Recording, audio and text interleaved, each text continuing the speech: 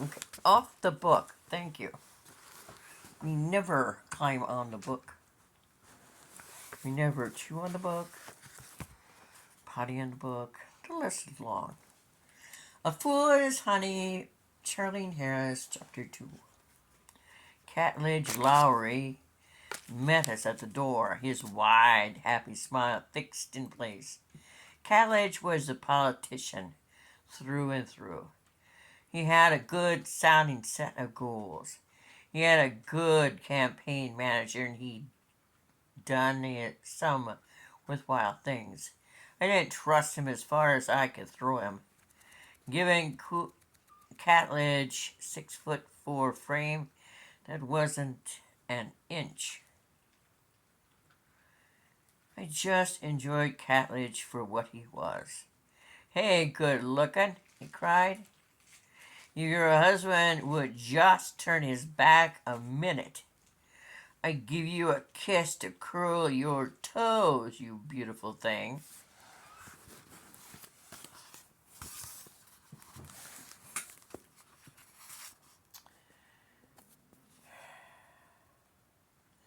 This beautiful thing would rather have a glass of wine. Coolidge, I said, smiling. Besides, thanks a lot.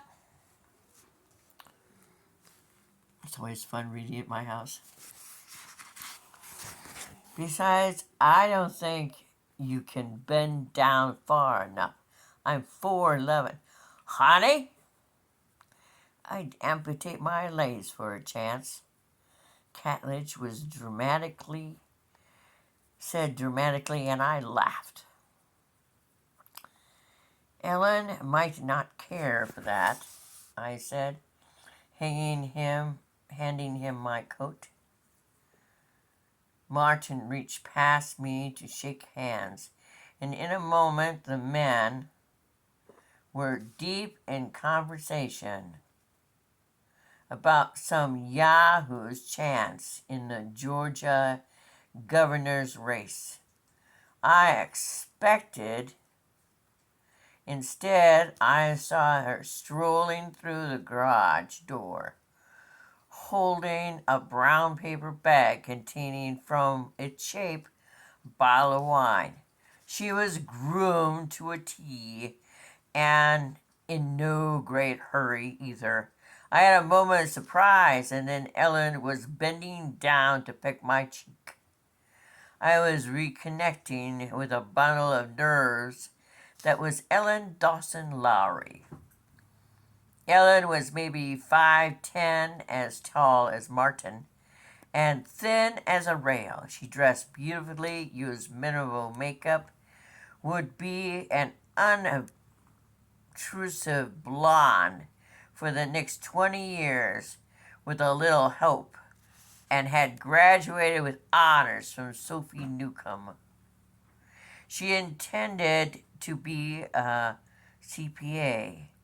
Then she married Catledge, and all her mild ambitions had been consumed in Catledge's flashy brilliance.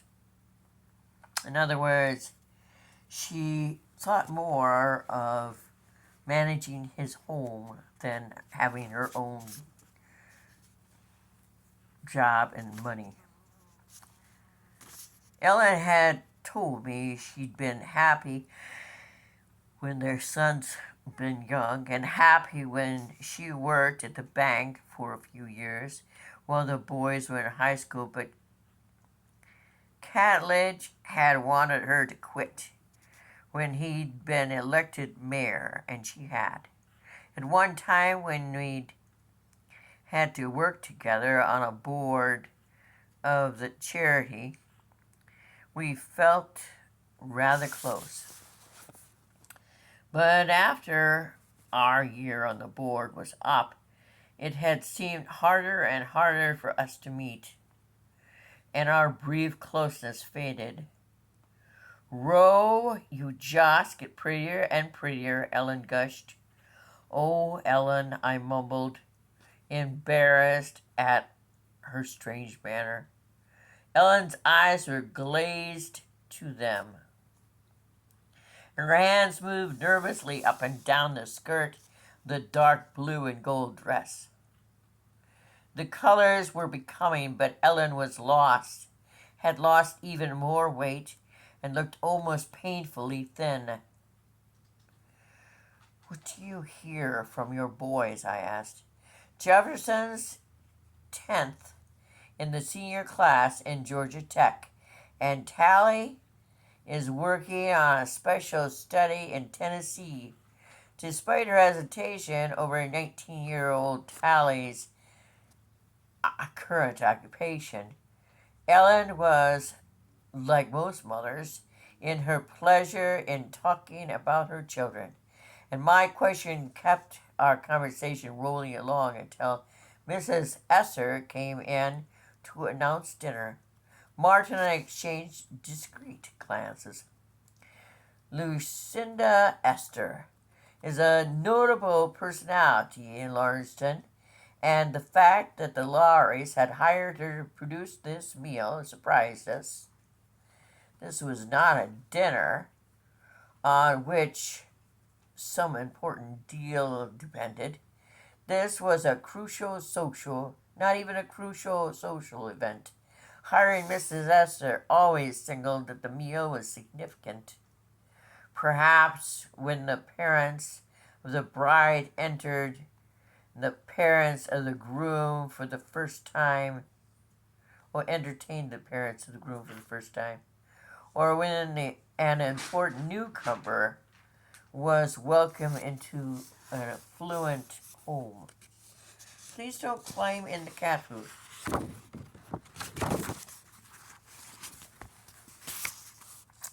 Maybe in this instance, it meant the hostess was not capable of producing a suitable meal.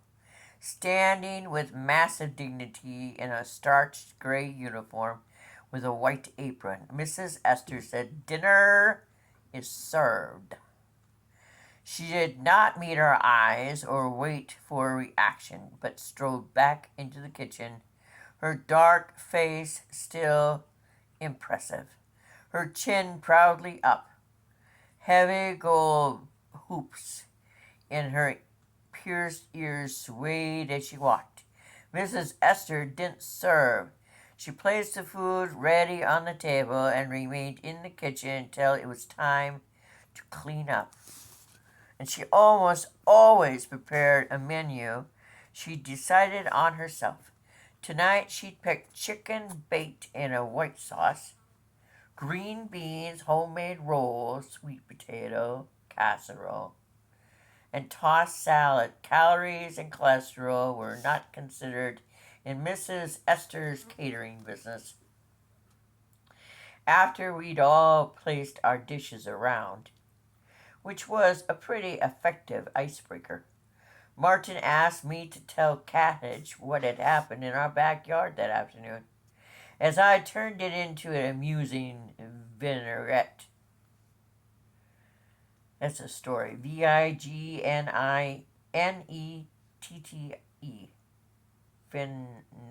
Vignette. Vignette? I don't think I've ever seen the word. I know what it is, but never. Anyway. It's probably $1,000,000 word. Without the element of anxiety that had given the incident its edge, naturally I glanced at Catledge and Ellen and back. Catledge was at the end of the table to my left, and Ellen was opposite me. Their reaction were more intriguing than the story. Catledge was shaken, visibly upset. Ellen thought the whole episode was vastly amusing. I'd have sworn Catledge would laugh and Ellen would worry. This reversal was very interesting. To my further fascination, Catledge cut the ensuing discussion off at the knees. I was sure, as sure can be, that ordinary cottage would spend a good 15 minutes speculating about who'd spiked Darius Quarterman's acetylphenamine.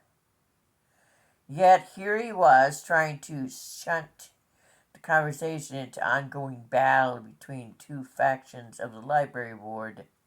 I shot a significant look at Martin. While Ellen was fetching more tea from the kitchen, Cadledge was excused himself. I can't yet let puzzling behavior go by without picking it apart to discover its cause. Suddenly I wondered if Ellen had been the unnamed woman who'd been sabotaged by the medicine switcher. I was pleased with the idea, and more I hampered it out. Twitchy Ellen was very likely to have tranquilizers in her purse. She was certainly abnormally serene tonight. Perhaps Cartilage feared staying on the subject of Darius Quartermain because he thought Ellen likely to reveal her own episode of similar bizarre behavior. He would hate it to be known that Ellen never took nerve pills.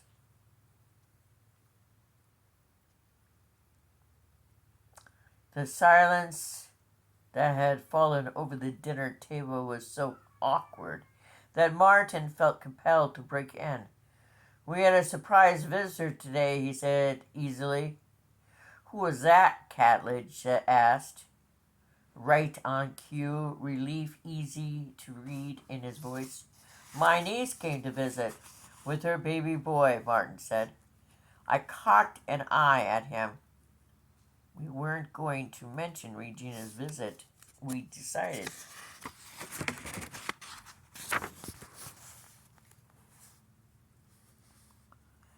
"A boy," Ellen said. "I miss our boys. They were adorable babies, but all cute babies grow up and leave home, don't they?" That should have been said in a light tone, but it wasn't. Ellen's voice grew more and more edgy with every word. It means she was terse. "When you say, that lamp shade is crooked, everybody in the room knows that light shade is crooked. That's what terse is." "Excuse me, please," she said, managing to sound almost normal. "I'm being a bad hostess. I feel unwell." And walking quickly, her backbone stiff, she was out of the room and going up the stairs, face carefully turned away. "I'm so sorry Ellen is ill," I said instantly. "She should have canceled. We could have understood.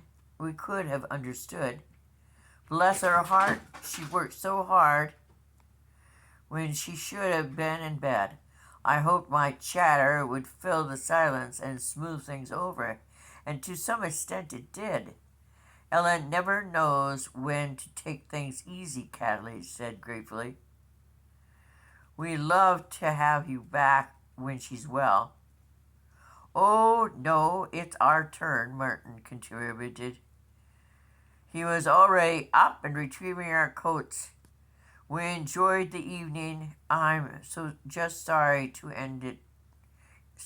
Sorry it ended this way."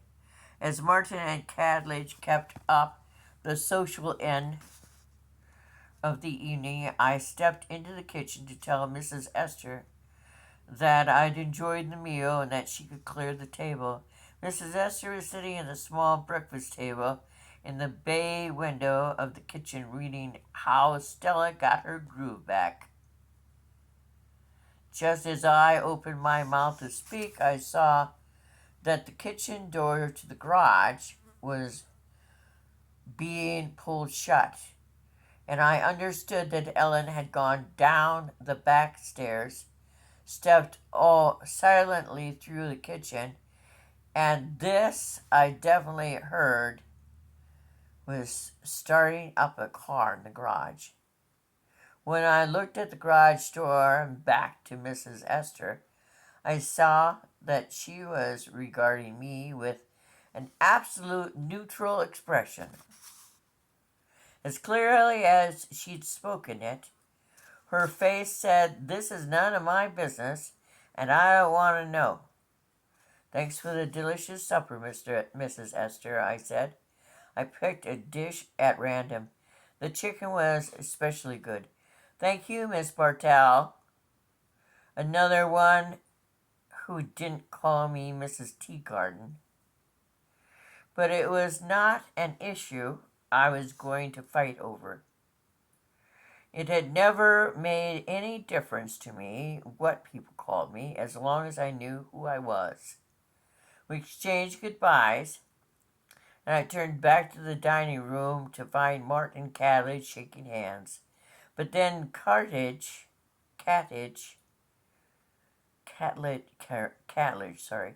mentioned the Wednesday meeting at the zoning commission, and Martin remembered that Pan Am Agra had bought some land adjacent to the plant that needed to be rezoned, and they started up all over again. I couldn't fiddle with the table, not with Mrs. Esther in the kitchen waiting to take it off. I couldn't wander around the house because that would be rude. So I fished around in my purse for a mint and surreptitiously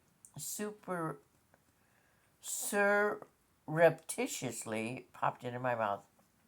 So sort of like you were eating a mint in church, but you don't want anyone to know you're eating a mint in church. I got all my hair freed from the collar of my coat. Then I gently patted Martin's arm.